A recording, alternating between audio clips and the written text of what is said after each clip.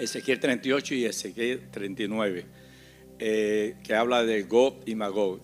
Siempre se ha escuchado de que principalmente Gog es Rusia. Sí. ¿Es cierto? Es una estupidez del tamaño de la Catedral de San Patricio. Esto dicho con todo respeto y con todo cariño. Vamos a ver, porque es que hay tonterías que se van difundiendo y sucede. Vamos a ver.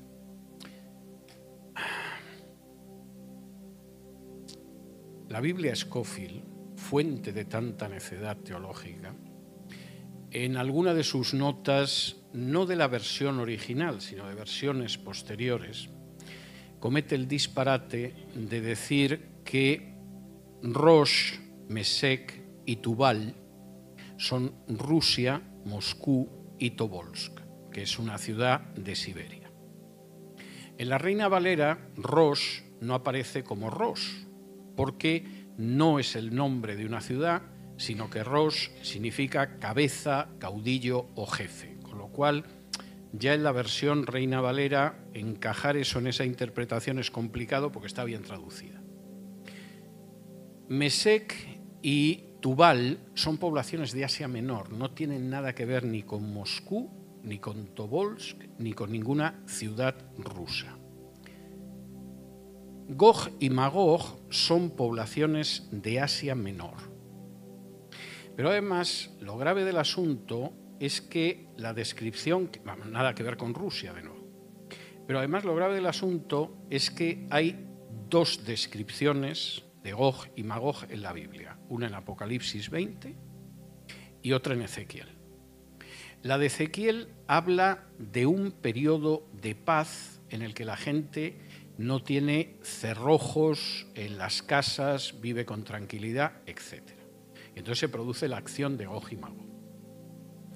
Si alguien me quiere convencer a mí ahora de que en un Israel, además literal, no tienen cerrojos en las casas y viven en una paz y tranquilidad absoluta, es que debe de llevar desde el año 1948 sin ver la televisión.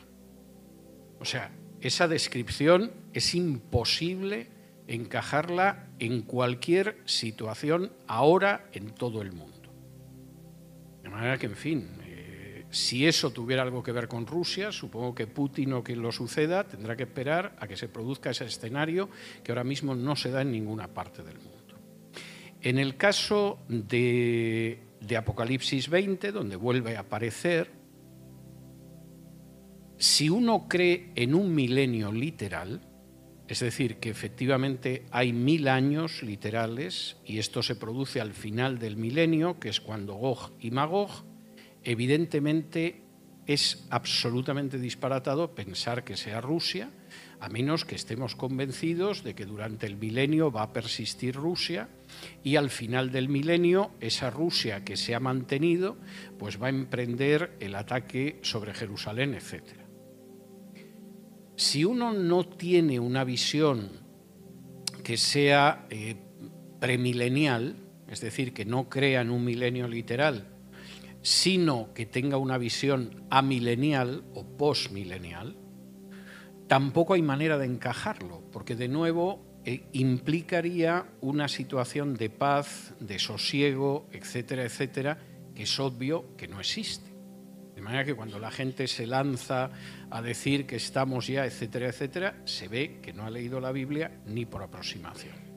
Y claro, los que encima dicen que una cosa es el Gog y Magog de Ezequiel y otra cosa es el de Apocalipsis, bueno, pues ya tenemos un personaje que aparece en distintas épocas de la historia para que encaje con las pavadas que dice en su programa de radio, pero no tiene más base. Entonces, por resumirlo, primero, en términos históricos y lingüísticos, eso no tiene ni pies ni cabeza.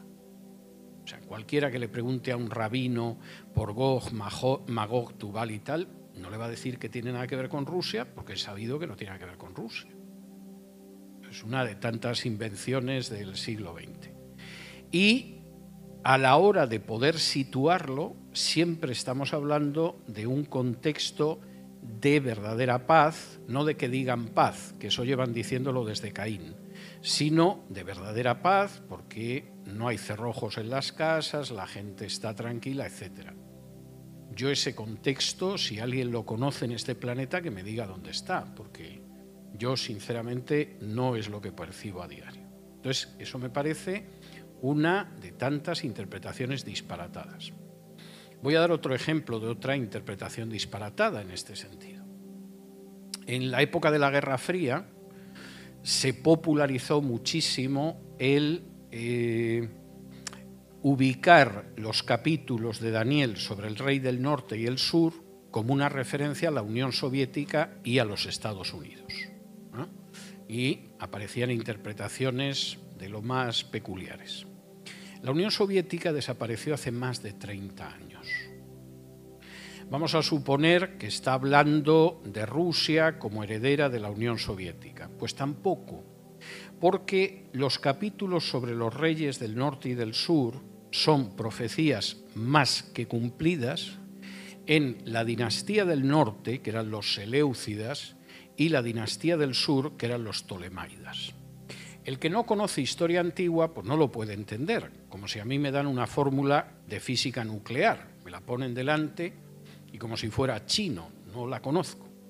Pero cualquier persona que conoce la historia del periodo helenístico, cuando lee Daniel, es tan obvio qué profecías está dando y cómo se cumplieron, sobre todo en los siglos del IV al II antes de Cristo, que no se te pasa por la cabeza que eso fuera la Unión Soviética ni Estados Unidos, y tienes muy claro que eso solo lo puede decir un ignorante. ¿Hasta qué punto esas profecías, por ejemplo, de Daniel, son tan claras que los críticos liberales de las Escrituras sostienen la teoría de que Daniel no lo escribió Daniel, sino que lo escribió un personaje que se puso el nombre de Daniel en el siglo II antes de Cristo? ¿Y por qué dicen esto? Porque esas profecías están cumplidas con tanta claridad que implican que la Biblia tiene que ser la palabra de Dios. Y un liberal no va a admitir jamás que la Biblia es la palabra de Dios. Por lo tanto, esas profecías claramente cumplidas tienen que haberse escrito después de que se cumplieran, luego tuvieron que escribirse en el siglo II antes de Cristo. Pero no es así. Ahora, ahí hay que reconocer a los liberales que son maliciosos, que tienen mala fe, que odian la palabra de Dios, etc., pero por lo menos saben historia. Y cuando leen el relato del rey del norte y del rey del sur en Daniel, inmediatamente identifican profecías que Daniel hizo y que se cumplieron. Cuando yo tengo que oír que Rusia y los Estados Unidos, pues según me pilla el día, me río o me pongo a llorar, porque es muy claro lo que hay ahí. Y así podríamos seguir multiplicando los ejemplos en la Biblia. Vamos a ver, yo creo que en términos generales, y no desearía que interpreten esto como presunción, porque no lo es, la Biblia, en términos generales, es muy fácil de interpretar. Siempre que uno no tenga prejuicios y siempre que uno deje hablar a la Biblia. En algunos casos, la interpretación, por ejemplo, de libros como Apocalipsis o Daniel, exige un conocimiento histórico del contexto. Pero cuando tienes ese conocimiento es facilísimo de interpretar porque estás viendo perfectamente lo que describe. Lo único que te maravilla es que lo pueda describir siglos antes, pero es fácil. Igual que si usted va a Isaías 53 y lee lo que cuenta sobre el siervo Isaías 53, dice, aquí está hablando de Jesús. ¿Por qué lo puedo decir? Porque sé lo que pasó con Jesús. Pero claro, si no sabes lo que pasó con Jesús, te pasa como al eunuco etíope que le dijo a Felipe, ¿y esto el profeta lo dice de él o lo dice de otro? Pues yo no conozco la vida de Jesús. Pero yo recuerdo la primera vez que yo leí Isaías 53. Yo tendría quizá 14, 15 años. Y me acuerdo que a medida que yo iba leyendo Isaías 53, 8 siglos antes de Cristo, su redacción, yo dije, pero esto es Jesús. Está describiendo la pasión, la muerte y la resurrección de Jesús 8 siglos antes. En el caso de Daniel y de Apocalipsis pasa lo mismo. Si conoces la historia, inmediatamente dices, bueno, Daniel es un libro impresionante porque tiene profecías de cosas que se cumplieron hace siglos, pero que las profetizó con una exactitud pues tan grande como Isaías o como Jeremías o como Ezequiel. El que no lo conoce y le gusta además entretener a la gente, pues se dedica a buscar interpretaciones diversas. Voy a acabar con otra referencia, disculpe que sea tan extenso en la respuesta, pero es que es una cuestión que me parece muy delicada. Como yo me considero ya viejo, y no me digan que no lo soy, pues yo sé los años que tengo, y me convertí, ha hecho este año 46 años, hace 46 años, pues he visto muchas cosas simpáticas en el mundo de la escatología.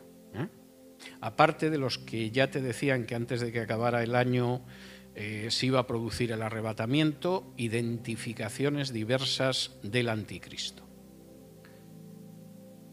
No hace falta que les diga que no he visto acertar a nadie, He visto hacer el ridículo a muchos. Lo que me sorprende es que la gente olvide que hicieron el ridículo, pero lo han hecho. Le voy a contar dos anécdotas. Una es del misionero que a mí me bautizó hace 46 años. Un día, hablando con él, me cuenta que cuando él era jovencito iba a una iglesia de su denominación, que no era su iglesia, pero iba muy a menudo porque predicaban sobre escatología. Entonces le gustaba ir a ver lo que decían de Apocalipsis y Daniel y tal. Además era un adolescente y me dice, yo aprendí a tener prudencia. Dice, porque había un pastor en esa iglesia que te daba no una, ni 5, ni 10, sino 30 razones para que comprendieras que el anticristo era Mussolini. Y daba 30, bueno, Mussolini lleva enterrado desde el año 45, pero evidentemente este hombre desarrollaba 30 razones sólidas y absolutamente irrefutables de que el anticristo era Mussolini. Esta es una anécdota de este pastor que fue el que me bautizó a mí. Le voy a contar otra personal, porque esta fue aquí en Miami.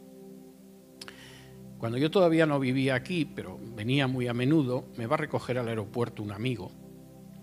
Y en lo que me está llevando a mi casa me explica que el anticristo es el rey Juan Carlos.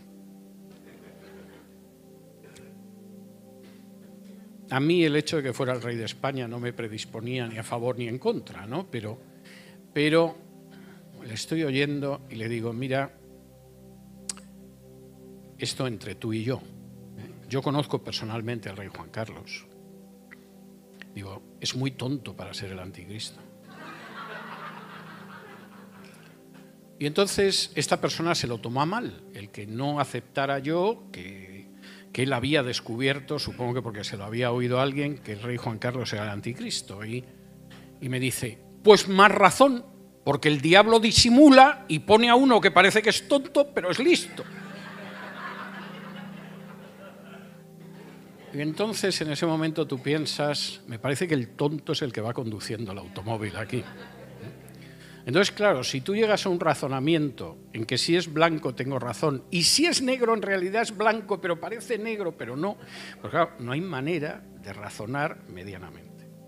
Y nunca se me olvidará. O sea, entre medias anda que no he visto anticristos.